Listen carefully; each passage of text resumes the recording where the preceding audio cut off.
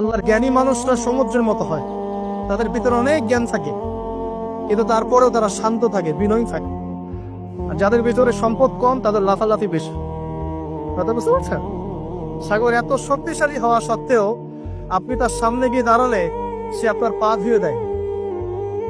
আল্লাহ বিনয়ী মানুষ এমনই হয়, অনেক শক্তিশালী হওয়া সত্ত্বেও, সম্পদশালী হওয়া সত্ত্বেও তারা আপনার পা ধুয়ে দিই।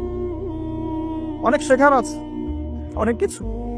সাগর সম্পর্কে অনেক আয়াত আছে কোরআনে।